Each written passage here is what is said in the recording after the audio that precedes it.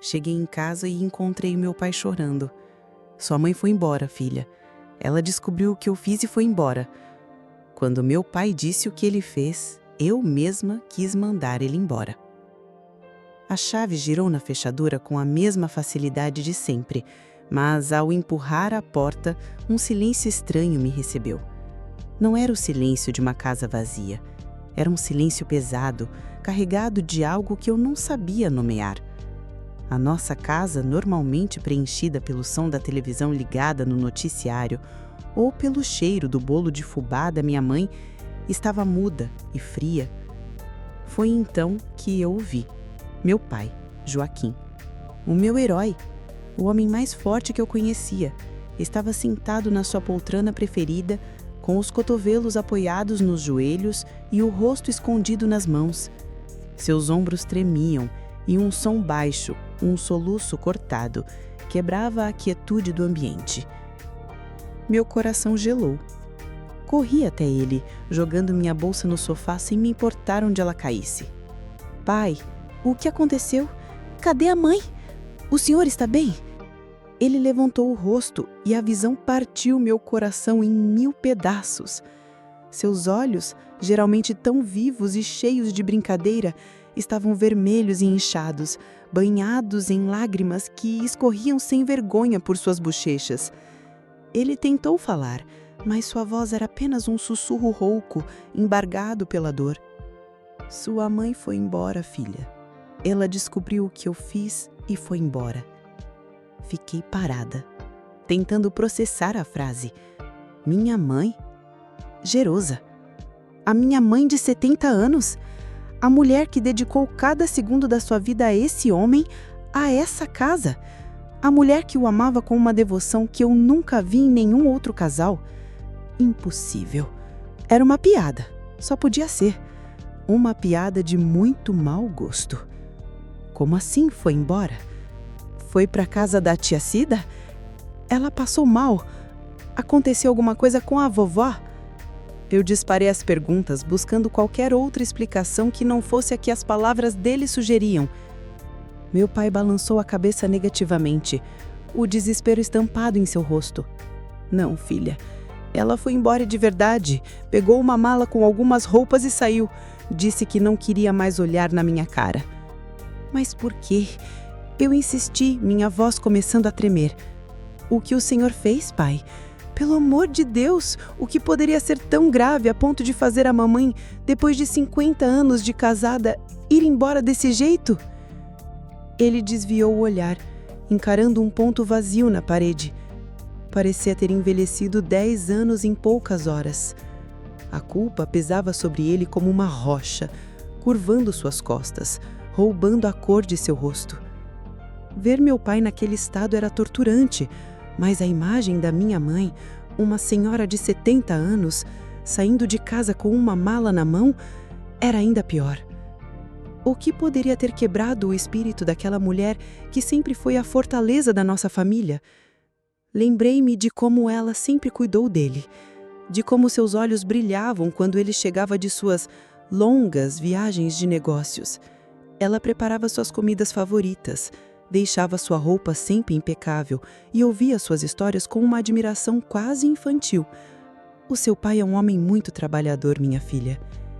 Ele se sacrifica por nós, viajando para tão longe. E eu acreditava.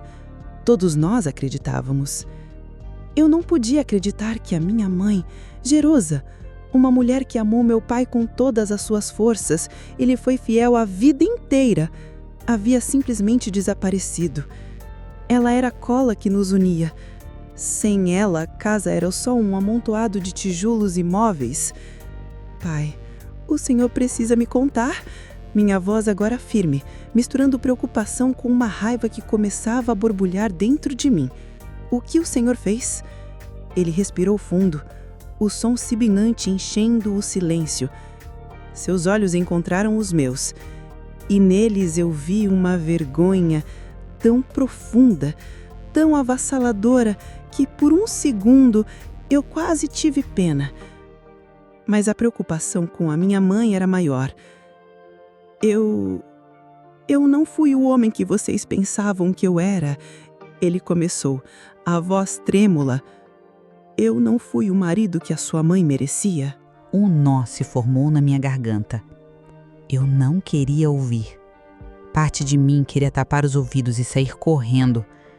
Voltar no tempo para o momento antes de eu entrar naquela porta, para quando minha vida ainda era simples e meu mundo seguro. Mas eu precisava saber. Minha mãe precisava de mim e, para ajudá-la, eu precisava entender a dimensão do estrago. Continue, eu ordenei, sentindo um frio na espinha. E então ele contou. As palavras saíram de sua boca como um veneno lento, contaminando cada memória feliz que eu tinha, manchando cada retrato de família pendurado na parede. Ele falou de uma vida dupla, de mentiras contadas por décadas, de promessas quebradas que eu nem sabia que existiam. Quando ele finalmente revelou o cerne da questão, a verdade crua e feia, eu senti o chão desaparecer sobre os meus pés. O ar me faltou e a raiva, antes uma pequena brasa, explodiu em uma fogueira que consumiu toda a minha compaixão. Naquele momento, olhando para o homem destruído na minha frente, eu não senti mais pena. Eu senti nojo. E assim como minha mãe, eu também quis mandá-lo embora. Para sempre. O silêncio que se seguiu à sua confissão inicial foi ensurdecedor. Meu pai, Joaquim, parecia ter esgotado todas as suas forças para admitir que havia falhado. Mas eu precisava de mais. A ferida estava aberta e eu precisava entender sua profundidade para saber como começar a lidar com ela. Pai, o que você fez?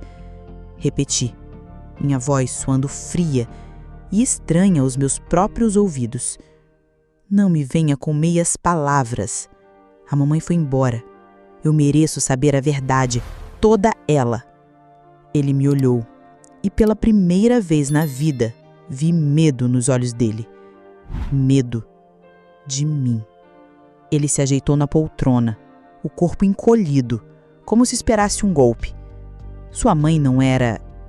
Ele hesitou, engolindo em seco. Jerusa nunca foi minha única mulher, filha. Senti um arrepio. O senhor traiu a mamãe? É isso? Depois de todos esses anos? A ideia era nojenta, dolorosa, mas ainda parecia plausível dentro da fragilidade humana. Um caso, um erro. Ele balançou a cabeça e um sorriso amargo e sem humor tocou seus lábios. Quem me dera fosse tão simples. Seria mais fácil de consertar. O que eu fiz não tem conserto. Ele respirou fundo e soltou a bomba que destruiria meu mundo. Sua mãe, na verdade, ela sempre foi a amante.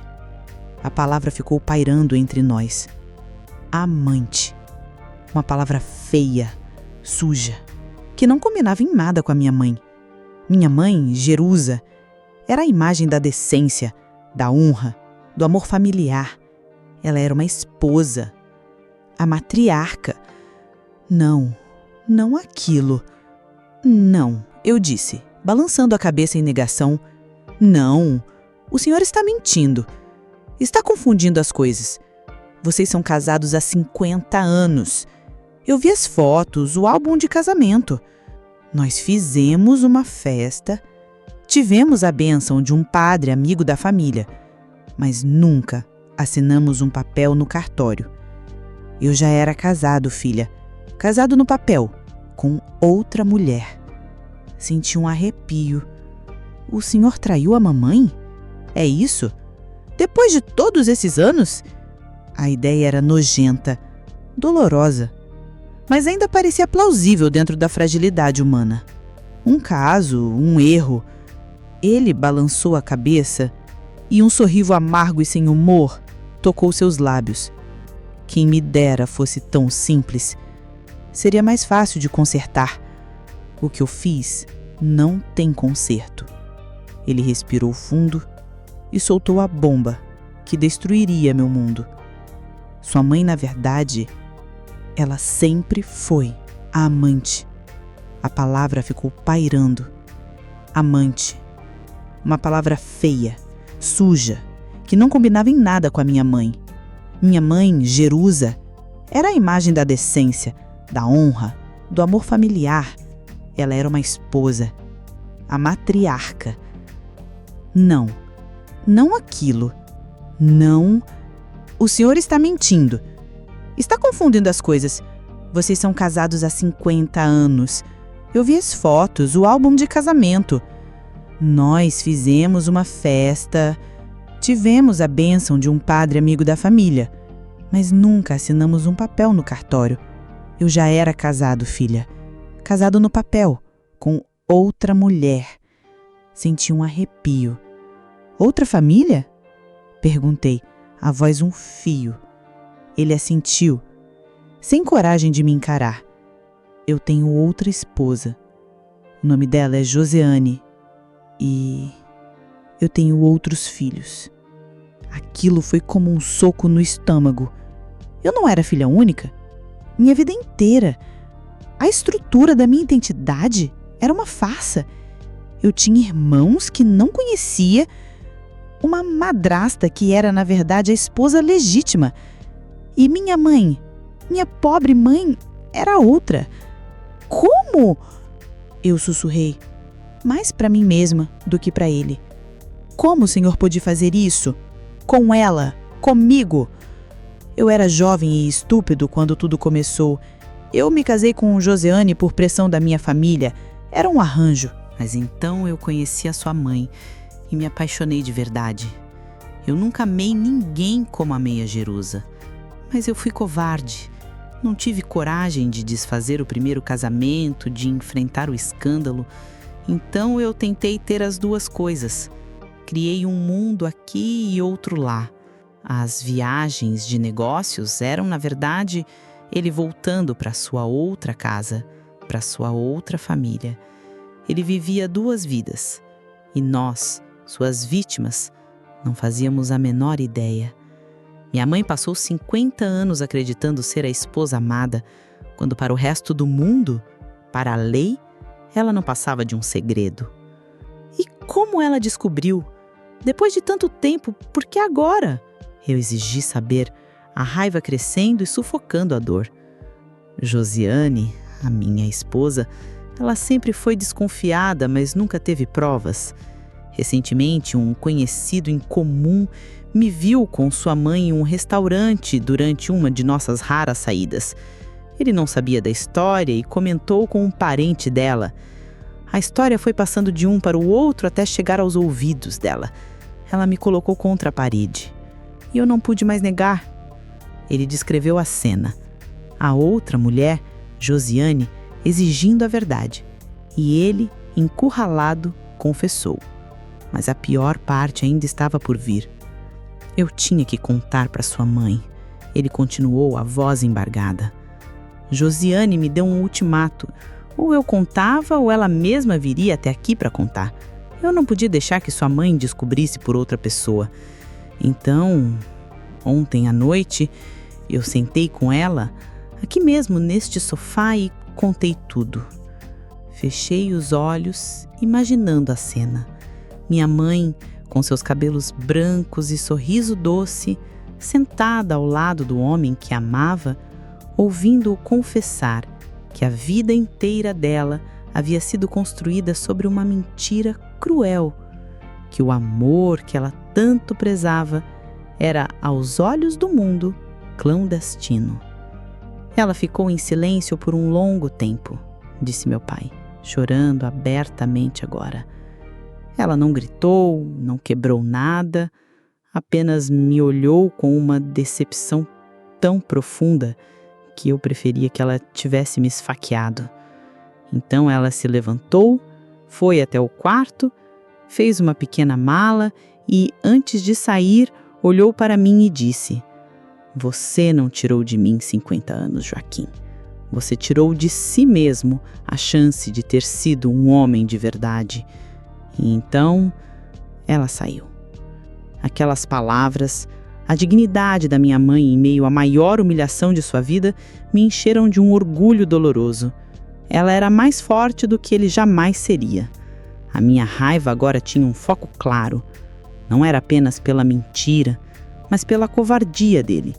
Ele não apenas a enganou, ele a diminuiu, a escondeu, a transformou num segredo por puro egoísmo. E a mim também. Levantei-me, o corpo rígido de fúria. Eu não conseguia mais ficar no mesmo ambiente que ele. O ar estava contaminado por suas mentiras. Eu preciso encontrar a minha mãe, eu disse, pegando minha bolsa do sofá. Filha, espere! Ele tentou se levantar. Não me toque!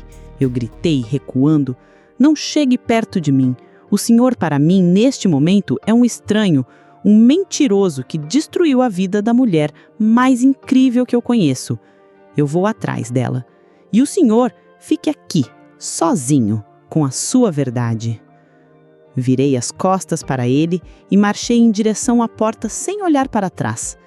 Eu não sabia para onde minha mãe tinha ido, mas eu a encontraria. Ela não ficaria sozinha. Não enquanto eu estivesse viva. Bati a porta da casa, que um dia chamei de lar com uma força que fez a parede tremer. Lá dentro, deixei um homem que eu não reconhecia mais. Um estranho, afogado em sua própria mentira. Aqui fora, a realidade me atingiu como um vento gelado.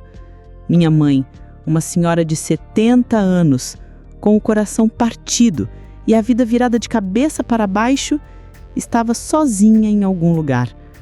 A raiva que eu sentia do meu pai se transformou num combustível que me impulsionava para frente.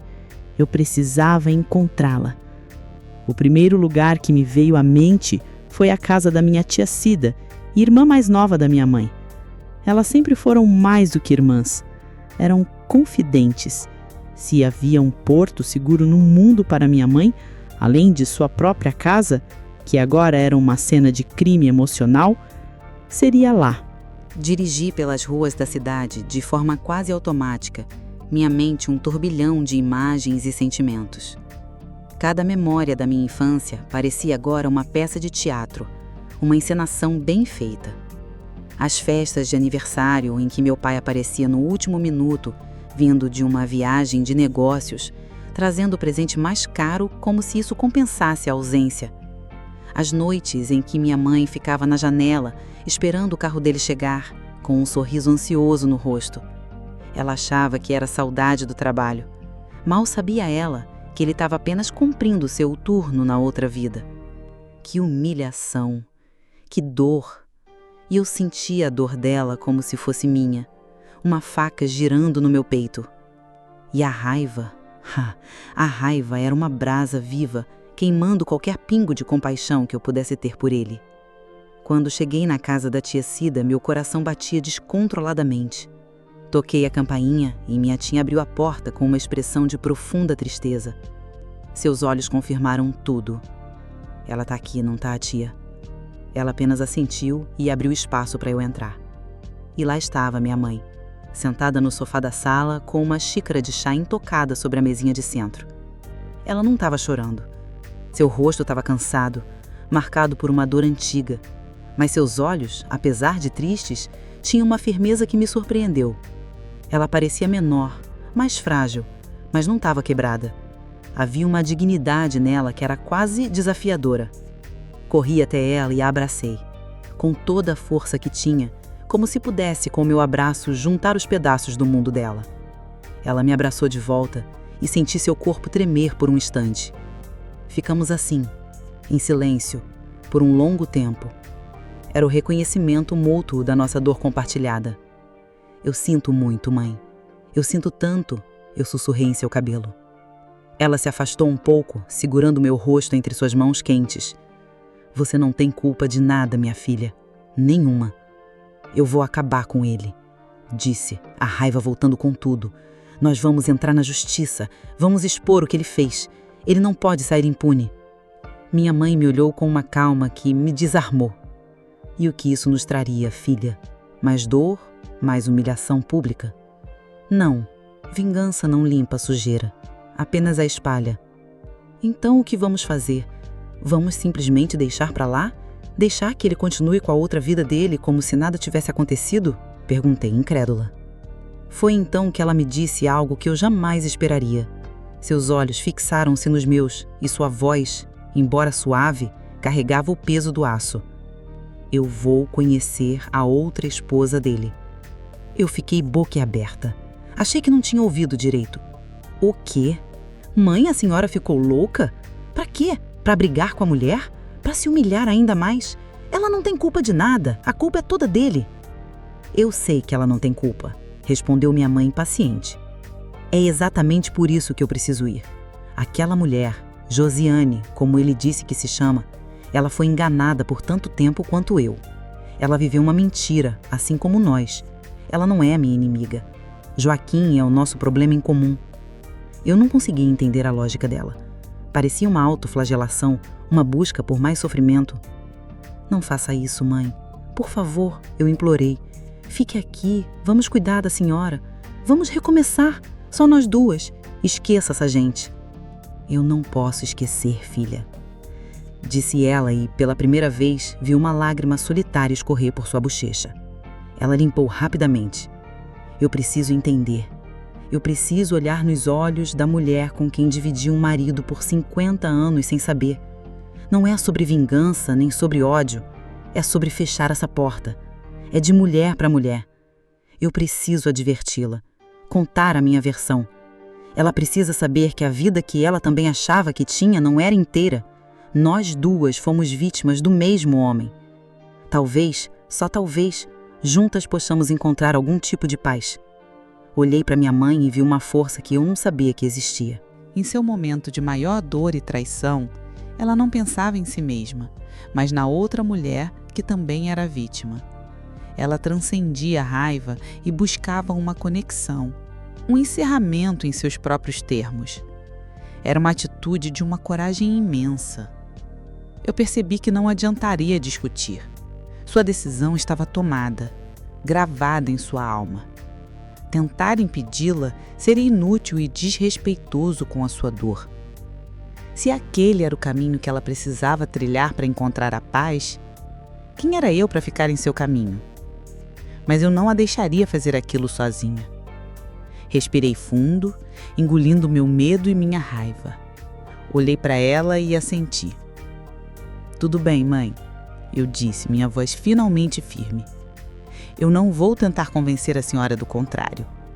Mas eu também não vou deixar a senhora ir sozinha. Se a senhora vai até essa cidade, eu vou junto. Estarei ao seu lado, aconteça o que acontecer. Um pequeno sorriso, o primeiro que eu via desde que a crise começou, tocou os lábios da minha mãe. Ela segurou minha mão com força. Naquele momento, não éramos apenas mãe e filha. Éramos duas mulheres, unidas por uma traição, embarcando em uma jornada para o coração da mentira que definiu nossas vidas. Não sabíamos o que encontraríamos, mas iríamos juntas. A viagem para a outra cidade foi feita em um silêncio quase sagrado. O rádio estava desligado e o único som era o do motor do carro e da nossa respiração. Eu olhava de relance para minha mãe no banco do passageiro. Ela olhava a estrada passar pela janela, mas eu sabia que sua mente estava longe. Ela não parecia nervosa, mas sim concentrada, como alguém que se prepara para uma tarefa difícil, mas necessária. Eu, por outro lado, estava com os nervos à flor da pele. Minhas mãos suavam no volante. Eu repassava 1000 cenários na minha cabeça, todos eles terminando em gritos, acusações e mais dor. Eu estava pronta para defender minha mãe de qualquer ataque. Encontramos o endereço que meu pai nos deu com uma facilidade assustadora. Era uma rua calma, arborizada, com casas de família e crianças brincando na calçada. Paramos em frente a uma casa amarela, com um jardim bem cuidado na frente. Era um lar. A visão daquela normalidade toda me deu um nó no estômago. Era ali que meu pai vivia a sua outra vida, a vida oficial. Descemos do carro. Cada passo em direção à porta parecia pesar uma tonelada. Minha mãe caminhava com uma postura ereta, a cabeça erguida. Eu a seguia de perto, como uma guarda-costas. Ela parou em frente à porta de madeira e, antes de tocar a campainha, virou-se para mim e disse: "Aconteça o que acontecer, filha, lembre-se, estamos aqui pela verdade, não pela briga." Ela tocou a campainha. Ouvimos passos lá dentro e meu coração parecia que ia sair da boca. A porta se abriu e uma mulher apareceu. Ela devia ter a idade da minha mãe, talvez um pouco mais nova, com cabelos grisalhos presos num coque e olhos cansados que pareciam carregar o peso do mundo. Ela nos olhou primeiro com curiosidade, depois com um lampejo de reconhecimento e pânico. Minha mãe não esperou que ela dissesse nada. Com a voz firme e clara, ela se apresentou. "Bom dia. O meu nome é Jerusa. E eu acredito que nós duas precisamos conversar." A mulher, Josiane, ficou pálida. Ela olhou para minha mãe, depois para mim, e seus ombros caíram, como se toda a força tivesse abandonado seu corpo. Eu me preparei para uma explosão, para a porta batendo na nossa cara, mas em vez disso ela apenas suspirou, um som longo e triste, e disse: "Eu sei quem você é. Por favor, entrem." O interior da casa era tão normal quanto o exterior. Havia porta-retratos na estante. Num deles, meu pai sorria, abraçado a Josiane e a 2 rapazes que deviam ser meus meio-irmãos. Ver aquilo foi como levar um soco. Josiane nos ofereceu água, as mãos tremendo um pouco. Nós nos sentamos no sofá e um silêncio pesado se instaurou entre nós 3. Não era um silêncio de hostilidade, mas de uma dor compartilhada e constrangedora. Foi Josiane quem o quebrou. Ele contou a vocês? Ela afirmou, mais do que perguntou. Ele contou que me enganou por 50 anos. Minha mãe respondeu sem rodeios. E eu vim até aqui porque precisava olhar nos seus olhos. Eu não vim como inimiga. Vim como outra mulher que teve a vida marcada pela mesma mentira. Os olhos de Josiane se encheram de lágrimas. "Eu sinto muito", ela sussurrou. "Por todos esses anos, eu não sabia. Eu juro que não sabia de nada. Eu desconfiava, sentia que havia algo errado, mas nunca imaginei que era outra família inteira." Mas então, sua expressão mudou. A tristeza deu lugar a algo mais complexo. "Mas ele não contou tudo a vocês, não é? Ele não contou o verdadeiro motivo de ter confessado tudo agora." Eu e minha mãe nos entreolhamos, confusas. "Ele disse que foi porque a senhora descobriu tudo e o pressionou", eu disse. Josiane balançou a cabeça negativamente, enxugando uma lágrima com as costas da mão. Isso foi só o começo. A verdade, o motivo pelo qual ele não aguentou mais carregar o peso, é que Joaquim está morrendo. O ar saiu dos meus pulmões. Minha mãe levou a mão ao peito em um gesto de choque puro. "Morrendo? Como assim?" Ele foi diagnosticado com câncer terminal há 2 meses. Os médicos deram a ele, no máximo, mais alguns meses de vida. Ele ficou desesperado. Disse que não podia morrer levando essa culpa, deixando essa bomba para explodir depois que ele se fosse. A confissão dele não foi um ato de coragem. Foi um ato de desespero. Ele queria limpar a própria consciência antes de partir. A revelação caiu sobre nós como uma bigorna. O homem que odiamos, um monstro que destruiu nossas vidas, era na verdade um homem doente e apavorado, correndo contra o tempo. A raiva que me consumia se dissolveu, dando lugar a uma confusão de sentimentos, pena, tristeza, um vazio. Toda a nossa jornada, nossa busca por justiça ou encerramento, mudou de figura completamente. Não havia um vilão para punir.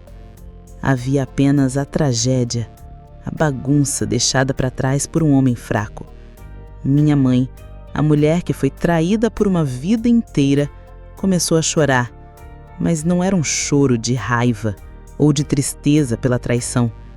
Era um choro de luto por tudo, pela vida que ela pensou que teve, pela mentira, e até mesmo pelo homem que ela amou e que agora estava no fim da sua linha.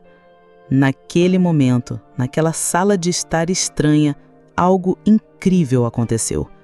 Joseane, a esposa oficial, se levantou, sentou-se ao lado da minha mãe e colocou um braço sobre os seus ombros. Duas mulheres que deveriam ser rivais, unidas na mesma dor, consolando uma a outra. Elas conversaram por horas sobre ele, sobre as vidas que levaram, sobre as pequenas mentiras e as grandes dores. Descobriram que não podiam perdoá-lo pela traição. Aquela ferida era profunda demais. Mas também entenderam que odiá-lo até o seu último suspiro não traria paz a nenhuma delas.